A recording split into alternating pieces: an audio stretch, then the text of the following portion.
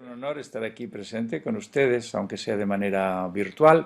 Más me hubiera gustado estar en presencia física, pero por lo menos los organizadores de este evento y de esta gran idea, la licenciada Patricia González y don Ricardo Pérez Ocino, una conexión transcontinental que ya lleva avisos de convertirse en mundial, una organización mundial para el estudio, para la comprensión y sobre todo para la erradicación del acoso psicológico en todos sus tiempos, en todos sus aspectos, en todos sus lugares. Quiero primero mencionarles, como no puede ser menos, en un autor, el libro que acaba de salir en su cuarta edición, El maltrato psicológico, en el que recojo precisamente los conocimientos que tenemos sobre el acoso en muchos aspectos y también en los lugares del acoso. Algunas personas dicen que es una enciclopedia, en el sentido en que revisamos el acoso en el medio escolar, en el medio familiar, que es muy importante. Es increíble la cantidad de casos de acoso que existen íntimos en la familia, entre hermanos, no solamente entre padres, hijos, y últimamente se ven casos a la inversa, de los hijos hacia los padres, por lo menos en Europa. El acoso en la pareja, que es una faceta de acoso familiar, no el acoso sexual, sino el acoso en la relación interpersonal. Siempre que hay una organización, siempre que hay un grupo de humanos que interactúan, se pueden producir una serie de fenómenos estándar y típicos. Uno de ellos es el amor, otro de ellos es la cooperación, otro de ellos es la creación, la creatividad y, desgraciadamente, algunos de ellos también es el maltrato, el acoso, la opresión, el abuso. Forman parte del ser humano y por eso lo encontramos también en organizaciones artificiales, podríamos decir, aparte de las naturales como la familia, como es el medio laboral y en general en todas las organizaciones. Incluso en España hemos detectado casos en algo así como en comunidades de vecinos o en grupos deportivos, etc.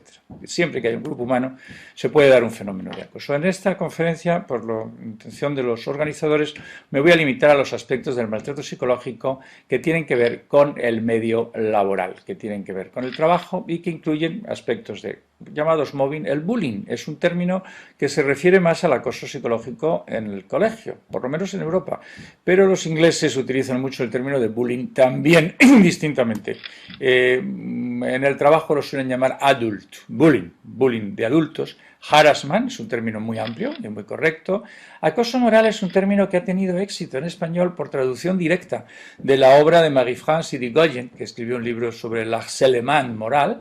En castellano, moral tiene una connotación que no es exactamente la misma que tiene en francés. En francés, moral es el equivalente a psicológico. Cuando la Revolución Francesa, un poco antes de la Revolución Francesa, se produjo una revolución en los tratamientos psiquiátricos y se habló del traitement moral, el tratamiento moral del enfermo psiquiátrico en la Francia, justo en los años de la Revolución Francesa, consistió en tratar al enfermo psiquiátrico como un ser humano, en tratar al enfermo psiquiátrico no mediante métodos físicos, no mediante drogas, no mediante inyecciones o mediante sujeción mecánica, como se había hecho hasta aquella época, sino también mediante la palabra, mediante el apoyo, mediante el enfoque psicológico. El tratamiento psicológico era lo que los franceses llamaban el traitement moral.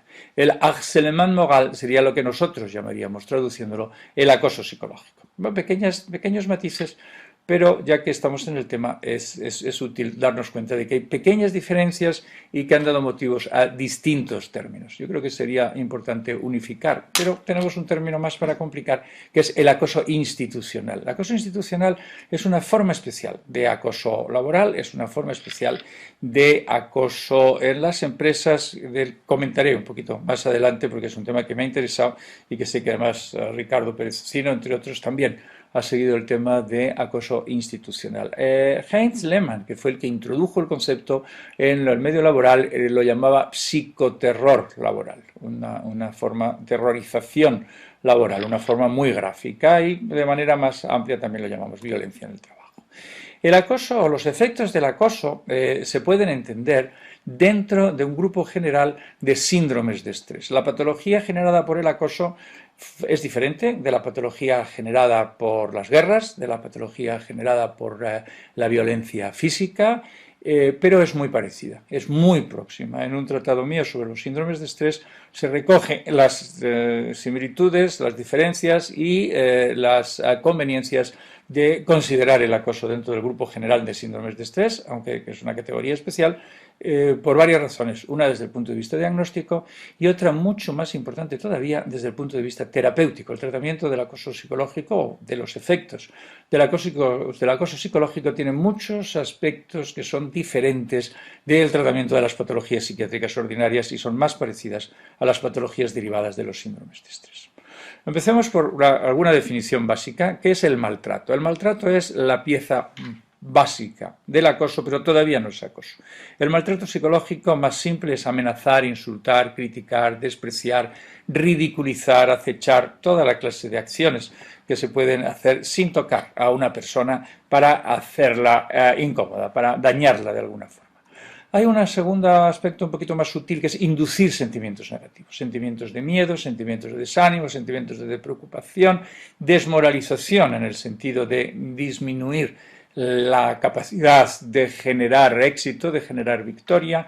Otra forma sutil de maltrato psicológico es interferir con las dinámicas mentales de alguien, no impedirle pensar, hablarle mientras está intentando trabajar, por ejemplo, mientras está intentando concentrarse, dificultar la realización de las actividades y las tareas y sobrecargarle, encargarle tareas que no puede realizar o que son exigencias o expectativas que son irrealizables o que son realizables, pero que para que se le pide un plazo de tiempo excesivamente cortos que no puede cumplir. Este es el panorama general del concepto de qué es el maltrato psicológico. Para que haya acoso psicológico necesitamos algo más. Primero, tiene que haber un maltrato psicológico, una presión injusta o desmedida.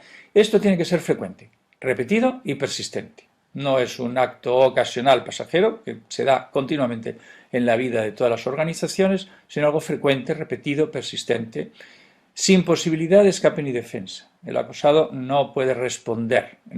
Si pudiera responder y se pudiera defender, sería una pelea, sería un estrés laboral, sería una discusión laboral. El acosado tiene que aguantar la situación, tiene mala capacidad de defensa y ciertamente no puede abandonar el campo de batalla, no se puede marchar con facilidad. Hay un factor que es muy importante y que creo que hay que tener en cuenta. El acoso es favorecido o como mínimo tolerado por el entorno. Sin este factor no podría existir acoso. Un entorno normal, una organización normal no tolera que en su seno se produzca el acoso. Si vemos que están insultando a una persona, lo normal es que el resto de las personas que estén alrededor digan, oiga, ¿eso por qué hace usted eso? No se puede tratar así a otro ser humano, etc. El entorno favorece el acoso o por lo menos lo permite. Y finalmente un dato importante es la finalidad del acoso. En el fondo, tiene una motivación que es destruir al acosado, o por lo menos eliminar o disminuir su capacidad de acción. Es hacerle inoperante, hacerle incapaz, hacerle ciertamente sumiso, reducido, que no pueda progresar, que no pueda producir todo lo que podía producir. Hay una intención oculta. Hay otra forma de definir el acoso en el que resalto los tres característicos. Es un síndrome psicosocial complejo. Complejo no se entiende desde una sola dinámica e intervienen tres dinámicas, que son las que proceden del acosador, las que proceden de la víctima y las que proceden del grupo al que ambos pertenecen. Y esta dinámica resulta en un uso inapropiado del poder. El poder es necesario. En toda organización hay una jerarquía, incluso en una pareja. Hay una organización, hay una jerarquía, hay un poder que puede ser cambiante, hay un poder que puede ser flexible, hay un poder que puede ser necesario, pero que tiene que ser usado de la manera adecuada, para producir el orden, para producir la regulación. Nuestro organismo vivo está jerarquizado, quiero decir que mis manos hacen lo que ha decidido mi cabeza, por ponerlo muy sencillo, pero cuando este uso del poder orgánico deja de ser apropiado, nos convertimos en un cáncer, o nos convertimos en cualquier enfermedad. Y eso es lo que ocurre con el acoso. El poder se usa de manera inapropiada, se producen daños personales y el encanallamiento general del grupo. El grupo que permite la aparición del acoso en su seno es un grupo que pierde su categoría moral, que pierde su categoría, que pierde su honorabilidad, por alguna manera, y eso afecta a todos los miembros del grupo. Todo el mundo empeora en una situación de acoso. El acoso institucional es un caso en el que estos fenómenos de acoso son mucho, el factor de la organización es mucho más importante. El acoso en algunas instituciones sirve precisamente para mantener la unidad de la institución, permite mantener la estabilidad del grupo. Hay algunas instituciones en las cuales la persecución del disidente, la persecución del que es diferente, y puede ser diferente por razones buenas, una persona excelente, una persona que destaca sobre los demás, una persona que puede aportar algo que los demás no pueden aportar, es un peligro para la estabilidad del grupo. En un grupo abierto, en un grupo sano, esa persona es una riqueza para el grupo. Un grupo sano, a las personas excelentes las acoge y las aprovecha, aprende de ellas y las hace desarrollar, aprovecha la capacidad que tienen para desarrollar novedades y para crear. Un grupo enfermo, al contrario, lo paraliza porque esa creatividad o esa excelencia puede desestabilizar el grupo, puede alterar el status quo, puede alterar las jerarquías establecidas y este es el concepto institucional, es una exageración, podríamos decir, del factor 3, del factor de la organización en una situación de acoso. Hay tres factores en el acoso institucional, que es el que más claramente es en la organización en la que, o el tipo de acoso en el que más claramente se ve la importancia del acosador. El acosador tiene unos rasgos peculiares de personalidad. No cualquiera sirve para ser acosador. Cualquiera sirve para tener un pronto, cualquiera sirve para dar una mala contestación, cualquiera puede ser agresivo o antipático en un momento determinado, pero no cualquier persona puede ser un acosador. Tiene que tener unos dones, unas características, unos rasgos especiales. Curiosamente, el acosado no cualquier persona puede ser acosada, pero no cualquier persona está en alto riesgo de sufrir o de ser seleccionado para el acoso psicológico. Hay algunos rasgos, yo los llamo rasgos del acosable, son unos rasgos que el que los tiene es una persona muy apreciada, muy querida y muy destacada en organizaciones sanas. Son rasgos como la autenticidad, la inocencia psicológica, es la incapacidad de darse cuenta de las intenciones, las malas intenciones de los demás, y la dependencia afectiva la entendemos como la necesidad, el deseo de ser apreciado, de ser querido, y esto hace que estas personas sean muy valiosas, porque precisamente por su deseo de hacer bien las cosas, su deseo de ser aceptados, les hace trabajar muy bien en favor de la comunidad, en favor del grupo, pero esos son rasgos que curiosamente los hace ser seleccionados para destrucción y eliminación en los entornos. Los entornos patológicos que definen el acoso institucional son sociedades o organizaciones, el entorno, enfermas. Organizaciones que se caracterizan por un estado de aislamiento, no tienen un buen intercambio, no tienen un buen flujo de información ni de influencia con otras organizaciones, ni con el entorno en general, tienen una alta cohesión interna. En ella es muy importante no a hacer cambios, mantener el estatus quo, mantener la jerarquía, mantener la tradición, y son organizaciones que pueden permitirse el lujo de ser improductivas. Improductivas quiere decir que su supervivencia inmediata no depende de su creatividad ni depende de su capacidad de ser útiles. Algunas organizaciones enfermas permiten el florecimiento de acosadores, personas que se dedican a, en cierta forma, seleccionar, buscar acosables que pueden proceder de otras instituciones. Encontramos casos de personas que han estado sumamente apreciadas y reconocidas en instituciones sanas, en el cambio de sus condiciones de trabajo, llegan a una institución enferma y sorprendentemente el que era una persona súper considerada y respetada en experiencias laborales anteriores, en lugares anteriores, se convierte en un perfecto proscrito, perseguido en esta organización. Pero bueno, lo que quieren que les hable es de uno de los tres factores, que es el factor que hace referencia a los rasgos del acosador. Sinceramente creo que es más interesante el problema de los rasgos de la institución, pero dejaremos eso para otro momento, porque los rasgos del acosador han sido reconocidos por varios autores ya. Ha sido el perverso narcisista, lo llamaba Irigoyen, la personalidad maligna, Peck, que es un psicoanalista americano, define un tipo de personalidad que hace daño.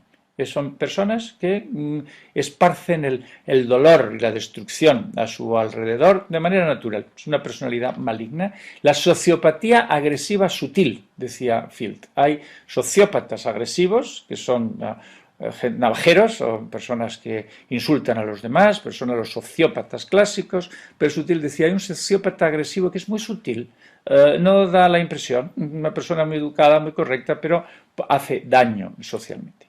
Y está el llamado síndrome MIA, que describí yo hace algunos años. MIA viene es el acrónimo de mediocridad inoperante activa. Su primera descripción, que fue en una revista psiquiátrica, en la revista Psiquis, revista de psiquiatría, psicología y psicosomática, la llamaba trastorno por mediocridad inoperante activa. Bueno, podría ser una foto de un mediocre inoperante activo, ciertamente de un acosador famoso y conocido, aunque afortunadamente no real, solo existe en la serie de televisión. El ser humano tiene una característica curiosa, que es el ser humano es un inconforme. El ser humano decimos que los humanos son animales inteligentes, pero hay un rasgo más que define a los seres humanos. En la inmensa mayoría de los seres humanos, además, tienen aspiraciones a más. Cualquier especie animal, en el lugar donde caen, en su nicho ecológico, se mantienen allí, tranquilamente felices, y como 1000 años después, puede que hayan cambiado de lugar si se les acabó la hierba o lo que sea, pero un animal de 1000 años posteriores es muy parecido. Habrá habido algún cambio genético sutil que toma cientos de miles de años, pero las vacas de hoy en día viven igual, se comportan igual, se relacionan igual que las vacas de hace 5000 años, cosa que no ocurre exactamente con los humanos. Los humanos tienen una característica que es la aspiración a más. Eso lo podemos llamar la presión por la excelencia. Excelencia es salirse de lo rutinario, salirse de lo normal, salirse de lo establecido, es hacer algo más, es viajar. La necesidad de migración que tienen los seres humanos indica, entre otras cosas, una aspiración a un mejor entorno, a un mejor lugar, a un progreso de algún tipo. Las emigraciones no son solo económicas, hay muchas emigraciones intelectuales. La gente cambia para encontrar una atmósfera más rica intelectualmente, para un mayor desarrollo psicológico, etcétera, pero también hay la creatividad, la razón para descubrir nuevas cosas, esa sensación extraña de inconformidad y no disgusto, pero casi aburrimiento que todos los seres humanos sienten en algún momento cuando todo está perfectamente bien. Es como si algo siempre nos falta, esa intranquilidad, esa presión para la excelencia. Es un rasgo natural del ser humano, es algo que encontramos en todos los seres humanos y es natural. Y esa presión para la excelencia se satisface de una manera directa. Directa es mediante la seguridad personal de que uno tiene no solo necesidad, sino también derecho de progresar, de conquistar nuevos logros, de avanzar en su vida, un recto esfuerzo, una capacidad de aplicarse al esfuerzo en el oficio que uno tenga o en el trabajo que uno haga, y una capacidad de trabajo más allá de lo necesario. El ser humano es el único que de manera natural atesora extras no solo materiales, sino de manera aún más importante extras de conocimiento, extras de cultura, extras de arte, siempre producimos algo más de lo que hay.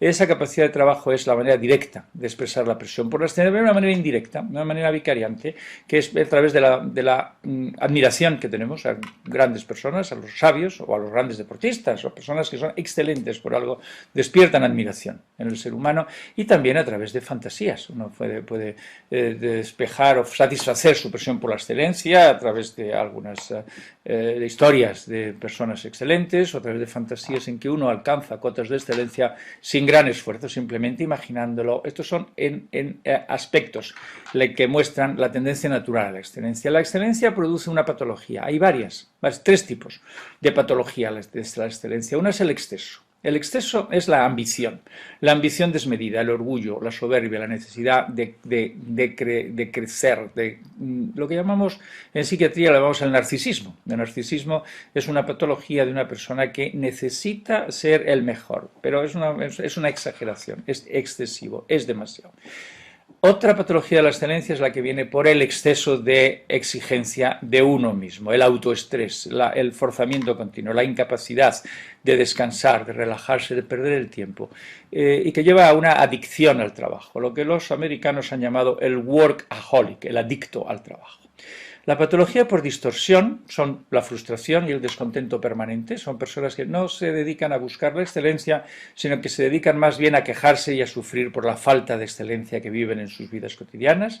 La rebelión activa, que consiste en protestar. Muchos jóvenes de hoy en día, por lo menos en España y en Europa en general, están ahora en un estado de rebelión activa, que podríamos entender que es una patología por distorsión de la presión de la excelencia. Notan la presión de la excelencia, pero notan que el ambiente no les facilita y ellos mismos no tienen capacidad de generar sus propias dinámicas de excelencia. Lo único que pueden hacer es protestar, rebelarse y quejarse, en cierta forma, con justicia, de que el ambiente en el que viven no facilita la realización fácil de su presión para la excelencia. Y luego tenemos el escape por rebelión pasiva, por rechazo pasivo, el escape en la fantasía, a veces en la drogadicción, a veces en la inactividad de todo tipo, el abandono, a veces en la depresión. Y luego tenemos la patología que nos interesa hoy, perdón por la introducción de otros tipos de patología, pero quiero enmarcar en su contexto que también puede haber un trastorno de una patología de la excelencia por defecto. Falta de presión por la excelencia es la mediocridad. La mediocridad la podemos encontrar en tres grados. Tenemos el mediocre simple. La mediocridad simple, sin mayor complicación, es la persona que no tiene absolutamente ninguna presión por la excelencia y eso le parece perfecto y está bien. Eso, vive una vida tranquila, necesita satisfacer sus necesidades orgánicas, sus necesidades animales, sus necesidades físicas, necesita satisfacer sus necesidades humanas más sencillas.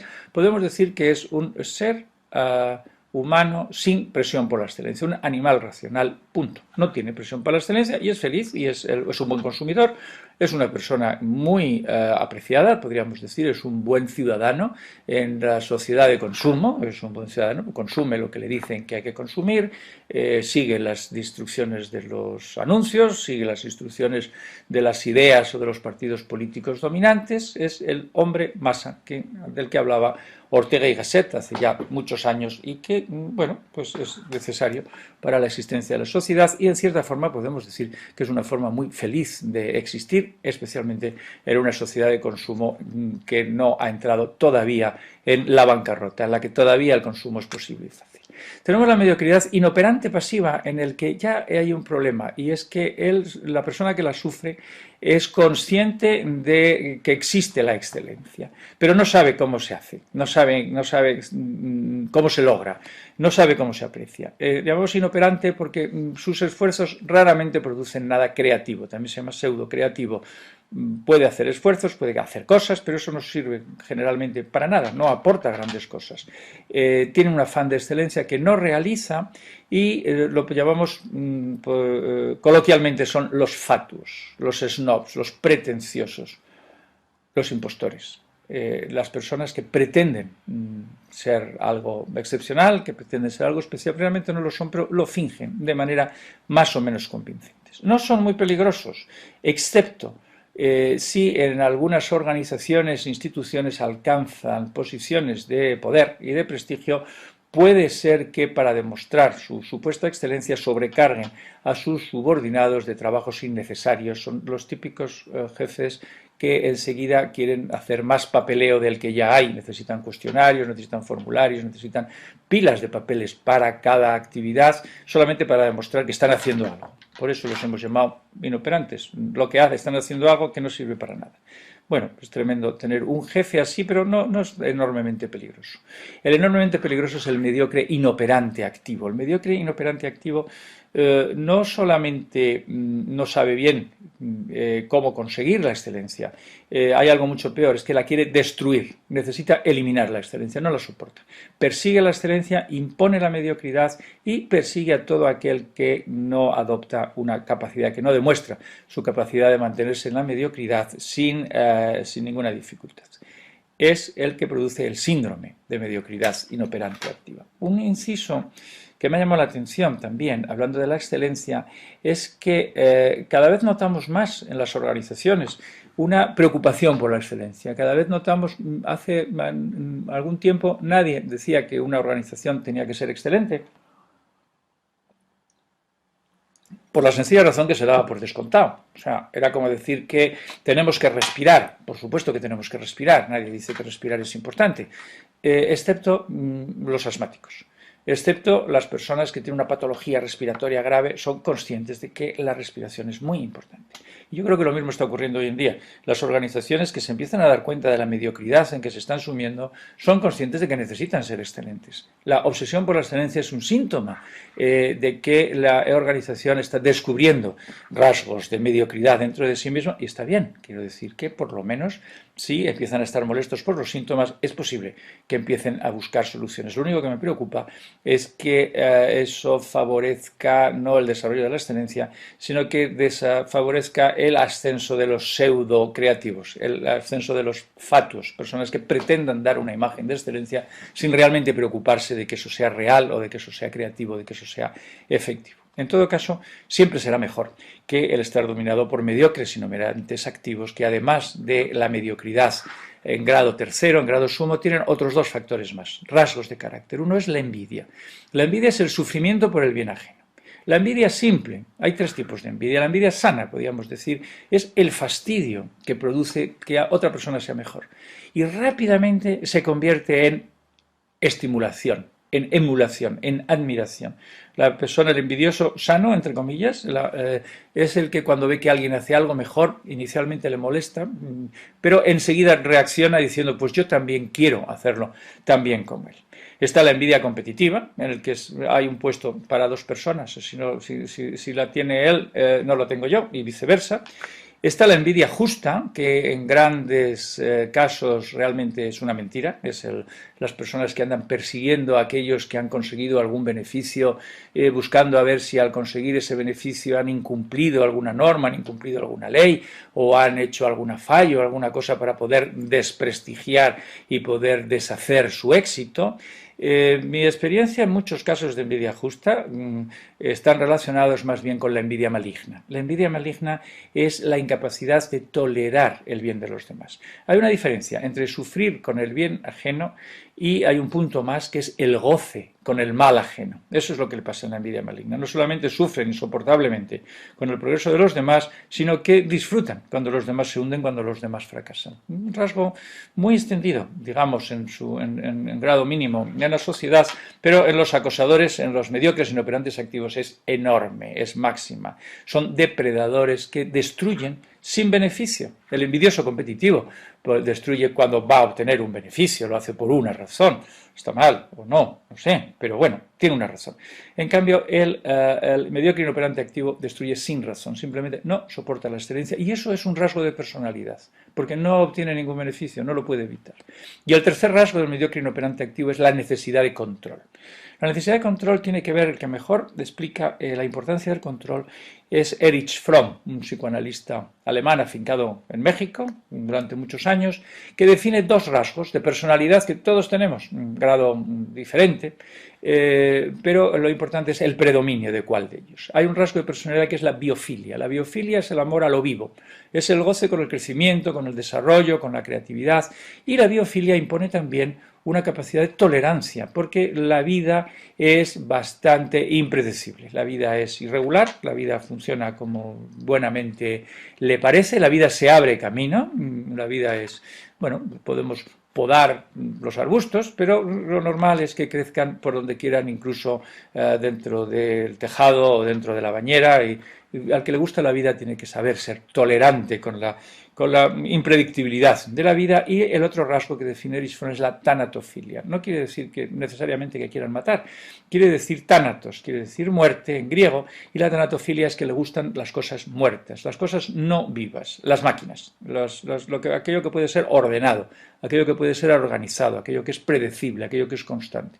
Los ordenadores, cada vez menos, cada vez obran más por su cuenta y hacen lo que les da la gana, pero en principio sería un buen ejemplo de un aparato que a un tanatófilo, una persona que le gusta lo controlable, lo predecible, pues le gusta.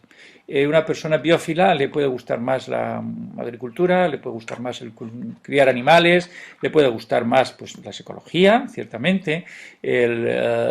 Todos tenemos estos rasgos combinados, porque si fuéramos puramente biófilos no podríamos clasificar nada, no podríamos controlar nada, no podríamos predecir nada, no podríamos ni siquiera hacernos un programa de acción. Tendríamos que seríamos totalmente espontáneos, seríamos en cada momento lo que nos ocurriera, lo cual francamente me entra la tentación de decir que sería una buena idea, sería ideal. Tal como la vida está organizada, tenemos que combinar una cierta necesidad de orden. El problema con el mediocre inoperante activo es que se pasa, es prácticamente totalmente tanatófilo, no tiene ningún respeto, ningún interés, ningún goce con la espontaneidad de la vida y por supuesto no con el desarrollo ni con la creatividad. Todo tiene que ser predecible, todo tiene que estar controlado, todo tiene que estar dependiente de su mando. Los subordinados tienen que hacer exactamente lo que les han dicho que hagan y no pueden demostrar ninguna creatividad ni de ninguna manera proponer ningún plan de mejora ni nada parecido. Por eso es por lo que tienen que ser destruidos.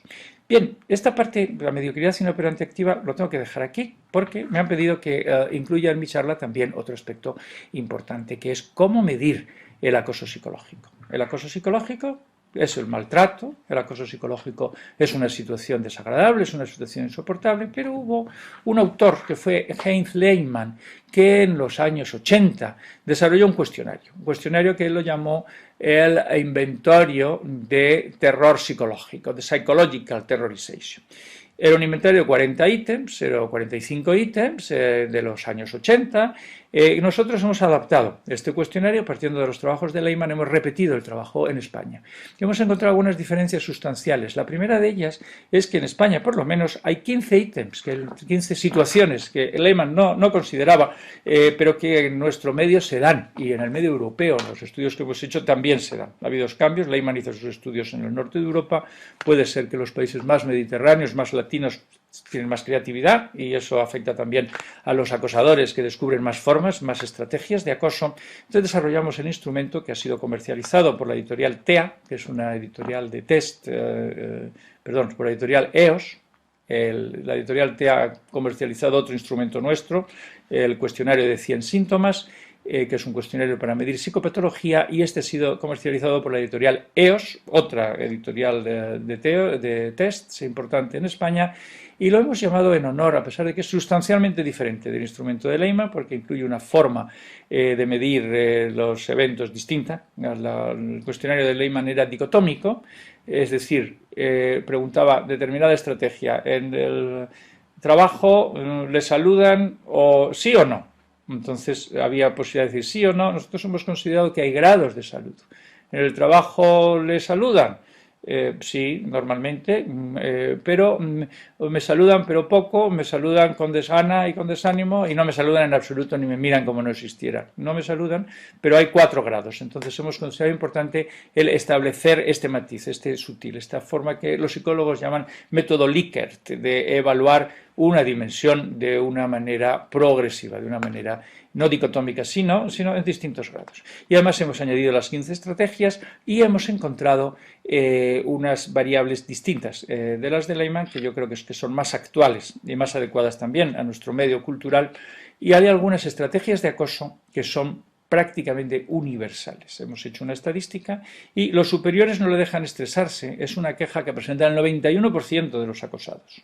Y la intensidad de 1 a 4 es, la media de intensidad es de 2 a 4. 2,4 es bastante importante. Si 0 es nada y 4 es algo insoportablemente enorme, 2,4 es una media alta. Le interrumpen cuando habla, es también el 83% de los acosados tienen este matiz. Le gritan o le regañan, un 77%. Es increíble que en nuestra sociedad, en nuestra cultura, en nuestra formación intelectual y en nuestro ambiente tan desarrollado, todavía haya un 77% de personas a las que se les grita en su trabajo y se les son regañadas, se les critica, en fin. Hay una serie de estrategias de las 60, hemos recogido aquí algunas, lo pueden ver en la diapositiva, de las más frecuentes: el ignorar la presencia, no responderle, calumniar y murmurar, hablar mal de una persona y circular rumores falsos, son estrategias de acoso muy frecuentes y además tremendamente destructivas. Curiosamente lo que nosotros hemos encontrado en nuestro medio, por lo menos, es que hay algunas estrategias de acoso que son poco frecuentes y que menos frecuentes que en los tiempos de Lehmann. Una de ellas es el acoso sexual, el acoso el verbal o físico. Es muy bajo en nuestro medio, probablemente porque en el momento en que hicimos el estudio ya había habido una larga campaña en contra del acoso sexual. Se encuentra muy poco y quizá hace unos años era mucho más frecuente. Esto lo menciono porque es importante saber que una campaña intensa, bien dirigida, bien concienciadora de que no se pueden cometer determinadas conductas es eficaz, produce resultados. Yo espero que el conocimiento de las estrategias de acoso y el conocimiento de que estas estrategias son estrategias de acoso, no son comportamientos normales, dignos, correctos, que van en el sueldo, como dice la expresión española. No, son intolerables, son inaceptables, no se pueden hacer. Espero que eso pueda tener una repercusión en el tiempo y que puedan hacer que vayan disminuyendo. Agrupando todas las estrategias de acoso que hemos recogido, hemos detectado 4 grandes subgrupos, 4 grandes dinámicas de acoso. Incomunicar, intimidar, desprestigiar y entorpecer el progreso del acosado. Incomunicar, tenemos formas de incomunicar físicas. Es muy frecuente que las personas que sufren acoso nos digan que no tienen ordenador, que no tienen teléfono en su despacho o que no puede haber incomunicación por norma. Hay veces en que al acosado se le prohíbe o se le insinúa a los demás trabajadores que es mejor no hablar con tal persona, etc.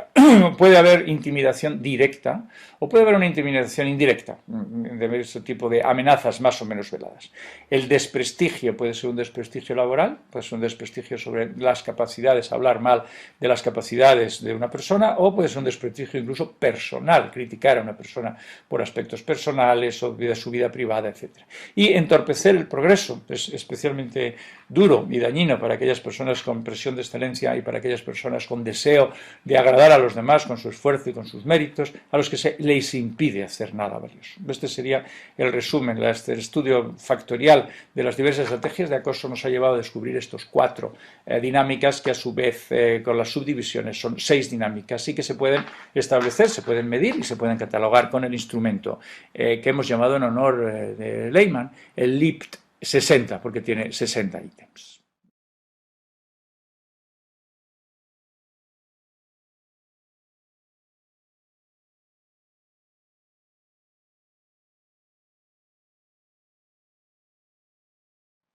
Hay una parte importante en la labor del acoso, que inicio en el libro, el maltrato psicológico, que es el tratamiento de los síndromes de acoso. El tratamiento de los síndromes de acoso tiene unas características peculiares. Cuando empecé a ocuparme de este problema hace ya más de 10 años, encontraba que muchas personas que habían sufrido de acoso psicológico no habían sido correctamente tratadas en los centros de salud, por los psiquiatras, por los psicólogos, entre otras cosas porque no estaba bien conocida esta patología y además porque había una influencia correcta. Una influencia quiero decir que es una forma muy buena de enfocar el problema, otros tipos de problema. Y que era la forma de explicar al paciente que lo que le está ocurriendo tiene que ver con algo que él ha hecho y eso puede funcionar en algunos tipos de trastornos psiquiátricos. Eso ciertamente es el enfoque adecuado en los trastornos de personalidad. Son personas que se quejan mucho de que las dificultades que tienen con todo el mundo, pero realmente no es que tengan dificultades con todo el mundo, es que hacen tal tipo de cosas que provocan una reacción negativa de los demás. Y ese enfoque adecuado con los trastornos de personalidad es hacer ver al paciente desde el primer momento que él está haciendo algo para tener mala relación con el resto de la gente. Y sin embargo, ese enfoque es exactamente el peor con la persona que ha sufrido acoso psicológico. Eso produce una segunda victimización. No mejora al paciente, le empeora. Y en los años, hasta el 1900, en el año 95, hasta el 96, hasta el 97, hasta el 98, pues era el enfoque estándar en los tratamientos psicoterapéuticos. Y fue Marie-France Irigoyen, debo reconocer que en mis lecturas fue la primera que claramente dijo: el acosado está respondiendo de una manera normal a un ambiente tóxico. Y estoy de acuerdo. Eso me parece que es la idea. Lo que está enfermo es el entorno. El paciente está respondiendo como buenamente puede, y lo normal es que responda mal, lo normal es que sufra. El problema es como el paludismo. No es que una persona tenga fiebre porque le gusta tener fiebre, una persona tiene fiebre porque le ha picado un mosquito venenoso y está reaccionando como buenamente puede con una enfermedad. Eso pasa en el acoso psicológico. En el enfoque, independientemente de que casi siempre hace falta un enfoque farmacológico, sobre todo en los casos avanzados, un enfoque farmacológico generalmente con antidepresivos. No suele ser muy recomendable ni muy útil las drogas, los fármacos sedantes, los fármacos tranquilizantes. Sí, los antidepresivos, por una razón: el paciente está deprimido, o sea, está deprimido en todos los sentidos, su cerebro no está funcionando bien, porque el acoso produce una situación de estrés que lleva a un agotamiento, que lleva a una disminución de la función cerebral, que lleva a una disminución de la producción de neurotransmisores. Es uno de los efectos del estrés, no solo del estrés por acoso psicológico o por maltrato psicológico.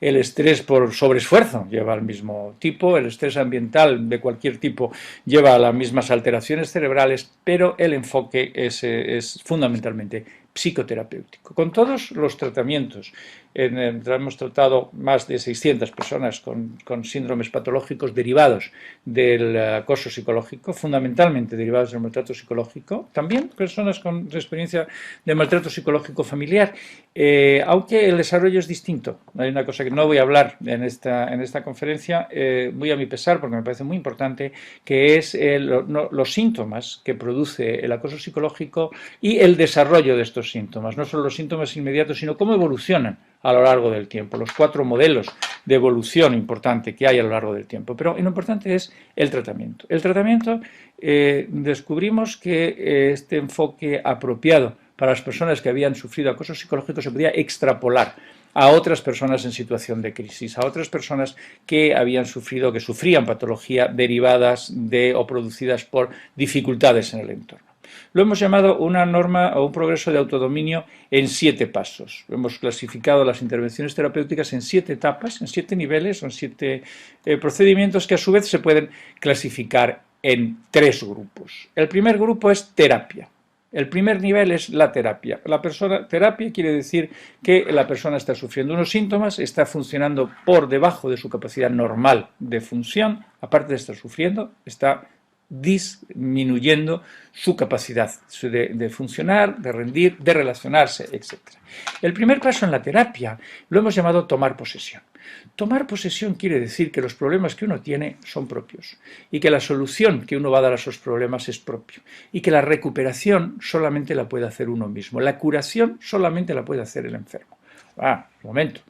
Necesita saber cómo, necesita descubrir un procedimiento, necesita tener una herramienta, necesita tener una base, necesita tener una ayuda, necesita tener un apoyo, necesita tener un consejero, necesita tener un maestro que le enseñe el procedimiento y que le supervise y que le guíe cómo lo aplica.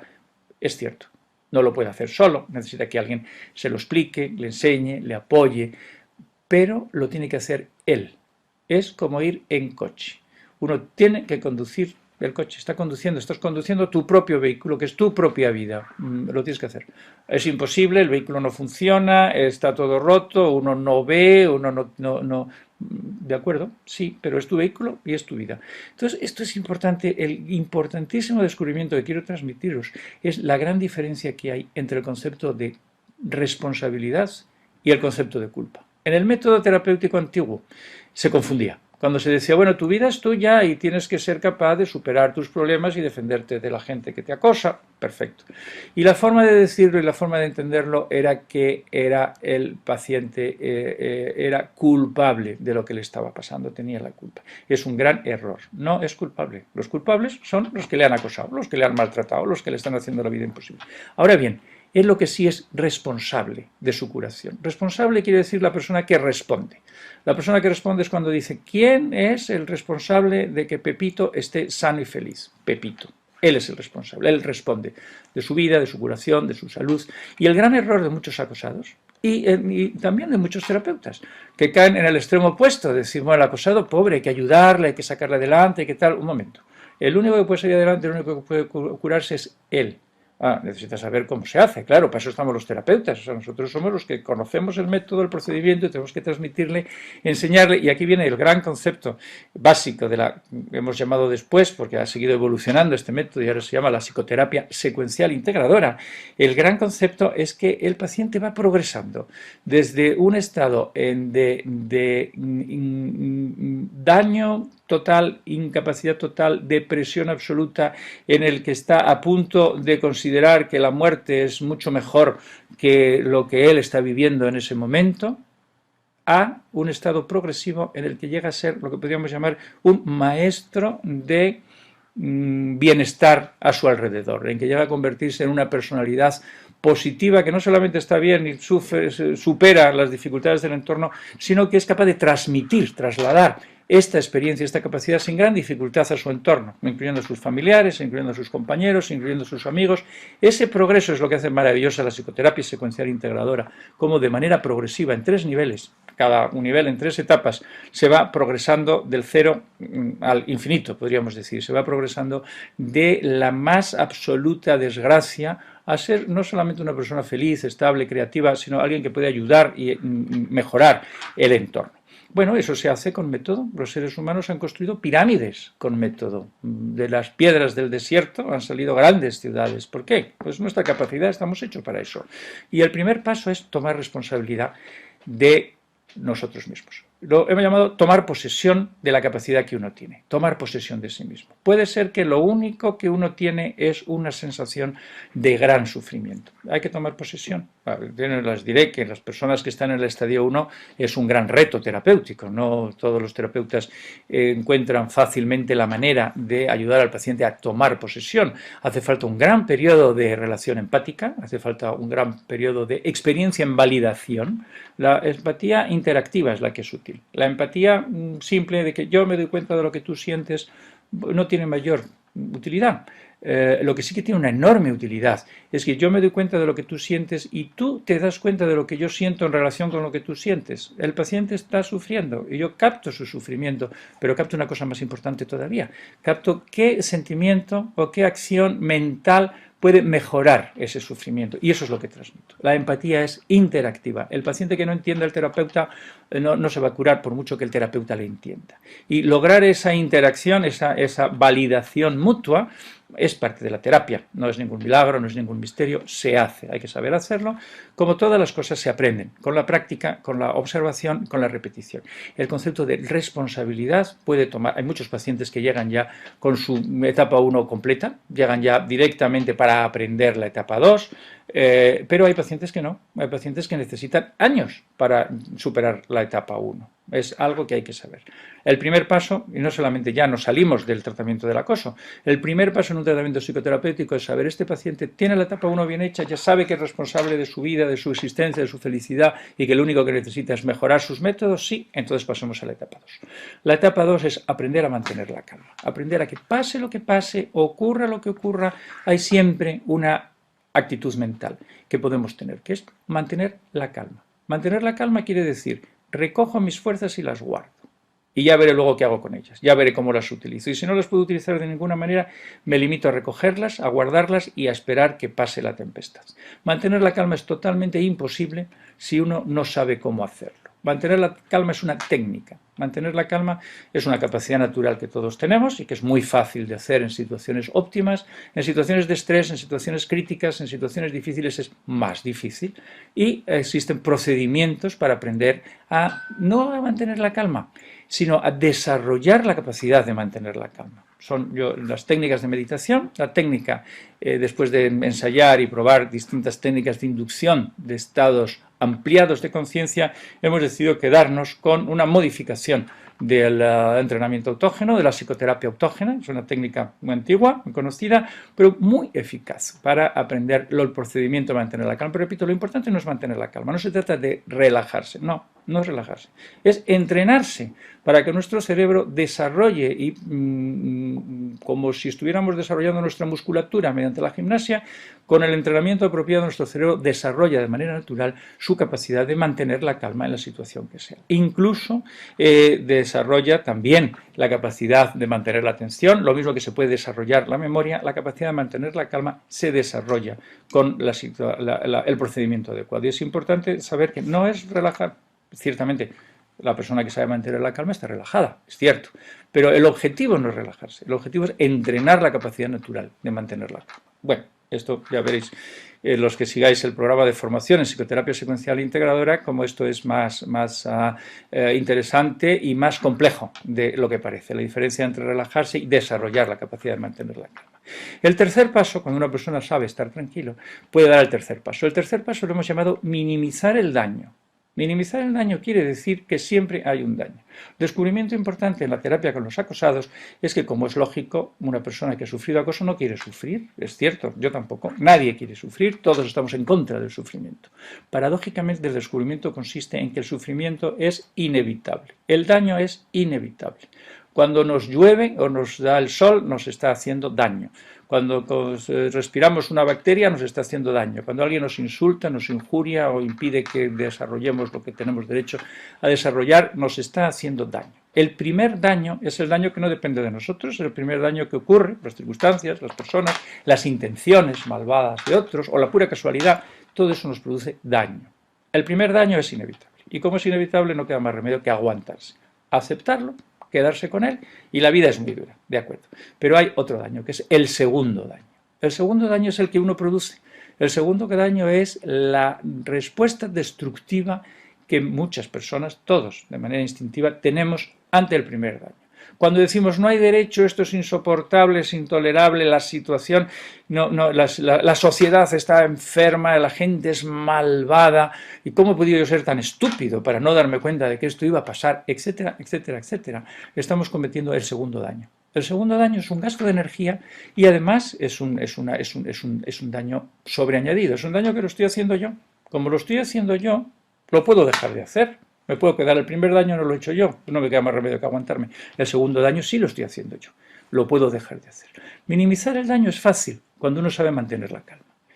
Cuando uno no sabe mantener la calma es totalmente imposible. Uno se arrastra, se autoestresa, uno se autoenciende, uno se autoenfada o se autocompadece o se autodeprime o uno mantiene reverberantemente la situación, y por eso encontramos personas que fueron acosadas hace 10 años y que actualmente siguen todavía reviviendo esa situación y siguen todavía autodestruyendo con ese efecto. Hay que minimizar el daño. Pero para minimizar el daño, bueno, hace falta mantener la calma. Desde la calma es cuando uno puede distanciarse y decir, es verdad que estoy sufriendo, pero también es verdad que puedo aumentar mucho este sufrimiento y no lo voy a hacer, lo voy a minimizar. Una vez que se minimiza el daño, ya tenemos a la persona, digamos, curada, entre comillas. La tenemos en situación normal. Ha pasado de estar muy enfermo a estar en una situación en que puede mantener la calma, puede ver las cosas con cierta distancia, puede sufrir lo inevitable. Si es inevitable, ¿para qué lo vamos a evitar? Lo único que hay que hacer es pararlo, acotarlo, reducirlo, que no vaya más, que no progrese en su mínima. Sorprendente. Cuando uno descubre el segundo daño y lo elimina, es sorprendente lo poco que molesta el primer daño y además de eso la cantidad de energía disponible que uno tiene para solucionarlo. Y entonces es cuando estamos en posición de pasar al segundo nivel. El segundo nivel lo he llamado optimización. La persona está básicamente sana, pero todavía está funcionando al mínimo de su capacidad, de su potencialidad. Por eso lo hablamos de optimizar. Vamos a optimizar lo que está haciendo. El primer paso de optimizar tu vida, optimizar los recursos que uno tiene, es comprender la situación. Comprender la situación quiere decir que ya minimizo el daño, pero el daño está procediendo de una situación. ¿Y por qué esta situación me está haciendo daño? Hay que comprender las dinámicas de la situación. Hay muchas intenciones, hay mucha gente, muchas mentes. El acosado no entiende que por haber tenido una buena idea le vayan a hacer daño. ¿Por qué? No es lógico, hay que entender la situación y entonces descubre la dinámica de la envidia. El acosable típico, como tiene ese rasgo que he descrito como la inocencia psicológica o la ingenuidad psicológica, el acosable típico no sabe que el proponer una buena idea le puede estropear los planes a alguien que está medrando gracias a que unas ideas menos creativas han sido impuestas por él. Está vendiendo su empresa, está vendiendo unos aparatos defectuosos y se está haciendo rico, y entonces el acosable de repente llega con una gran idea de que vamos a comprar los aparatos a otra empresa que los hace mejor. El que entiende la situación se da cuenta de que va a tener un serio problema este acosable. Y el acosable empieza a comprender la situación, empieza a darse cuenta de las dinámicas malévolas que son posibles, empieza a curarse de su ingenuidad psicológica. La ingenuidad psicológica es un don, es algo bonito. A mí me gusta la gente que es psicológicamente ingenua, da gusto tratar con ellos cuando uno tiene buenas intenciones. Pero hemos de reconocer que es un defecto en el desarrollo psicológico. Las personas tienen buenas intenciones y las personas tienen malas intenciones. Tienen intenciones perversas, tienen intenciones de conveniencia. Y hay que saberlo, hay que tener el desarrollo intelectual para saber detectar las intenciones malas de los demás, sin caer en la paranoia de pensar que todo el mundo tiene mala intención. El paranoico es el espectro opuesto al ingenuo psicológico, es el que da por sentado que todo el mundo tiene malas intenciones, lo cual tampoco es verdad. Y hay otro factor que hay que tener en cuenta: muchas veces las cosas que ocurren no dependen de la intención de nadie, son casuales, son ocurrencias más o menos fortuitas.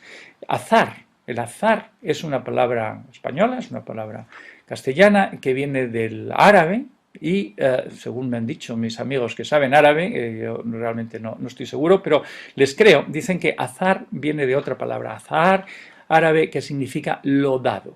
Lo dado es lo que Alá nos da, lo que Dios nos da. Lo dado es lo que ocurre sin que nadie intervenga. Eso es lo dado. Bueno, nosotros lo entendemos más como las cosas ocurren sin ninguna razón, pero también lo podemos entender como que es que las cosas que son así, sin más. No, nadie ha intervenido en que la cosa sea así. El azar, la intención. Y la tercera cosa son las leyes naturales, la ley de causa-efecto. Hay tres factores que influyen, que yo sepa. Seguro que si nos ponemos a pensar hay más. En las cosas que ocurren, todo lo que ocurre por causa y efecto, ocurre por intención de alguien que tiene el propósito de que eso ocurra, y ocurre por azar, porque es que la vida es así, son las cosas. Eso nos lleva a comprender la situación externa y a comprender la situación interna. ¿Por qué estoy así? ¿Por qué mi cuerpo está como está? ¿Por qué tengo dolor en la garganta o en la cabeza? ¿Por qué tengo el sentimiento que tengo? ¿Por qué pienso las cosas que pienso? Comprender la situación interna es un proceso de entrenamiento en el criterio. Todos tenemos criterios. Criterio es el procedimiento que seguimos para saber la realidad, para conocer la verdad. Y el criterio que más se conoce, que más se piensa, es el criterio racional. Damos mucha importancia a nuestra capacidad de pensar y de razonar, está bien, pero el criterio racional es solamente uno de los criterios. Damos mucha importancia al criterio social, y está bien. El criterio social es lo que la cultura dice, lo que las normas dicen, lo que la gente piensa, etc. Hay otros dos criterios que no les damos importancia, porque no sabemos manejarlos, nadie nos enseña. En la psicoterapia secuencial integradora sí, se enseña, se aprende cómo manejar y cómo ayudar a aprender a manejar estos criterios, que es el criterio sentimental. Cada sentimiento es una opinión.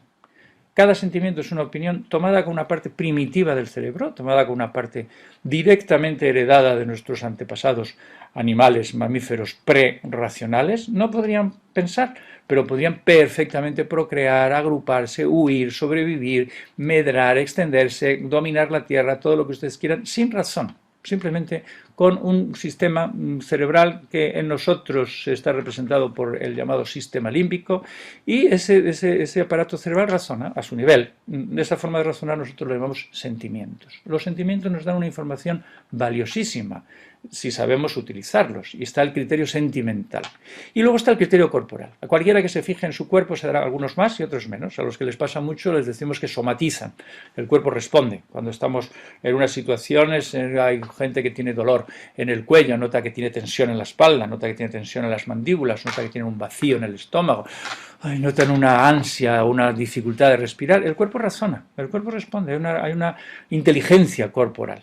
Entonces el aprendizaje en el criterio es aprender a entender la situación interna. ¿Qué es lo que estáis razonando? El razonamiento racional, generalmente todos estamos entrenados de pequeños para utilizarlo y para entenderlo. Pero el criterio sentimental no he conocido a nadie que haya sido entrenado o que venga ya entrenado. Las personas, los alumnos que están saliendo de nuestra escuela de psicoterapia secuencial integradora son expertos en conocer el criterio sentimental. Y algunas personas afortunadas, dotadas por la naturaleza y la buena suerte, pues también conocen su criterio sentimental de manera natural, espontánea. Vale.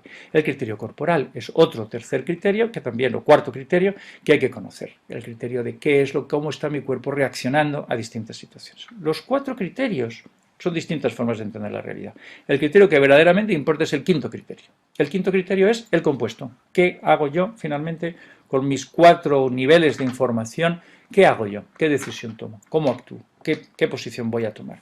Es una combinación de criterios. No me quiero extender en esto, solamente quiero deciros que hay procedimientos para ayudar a comprender las situaciones. El primer nivel de optimización, una vez que la situación la hemos comprendido, comprendemos cómo somos nosotros, cómo estamos actuando, comprendemos cómo es la situación donde nos movemos y cómo la situación nos está influyendo y podemos decidir la condición. Decidir la condición tiene 2 aspectos. Uno es saber lo que uno quiere, lo cual no es tan fácil como parece, pero es relativamente fácil. Saber lo que uno quiere. Hay que saber lo que quieres. Hay que tener en la vida un propósito, hay que tener un deseo, o muchos, pero si son muchos hay que tenerlos jerarquizados. Tiene que haber un deseo 1, un deseo 2, un deseo 3, tiene que haber un propósito, una decisión, un objetivo en la vida. Por 2 razones. Una, porque es más fácil conseguirlo, y otra, porque los seres humanos estamos construidos, estamos fabricados de manera natural para perseguir objetivos. Somos seres orientados al futuro.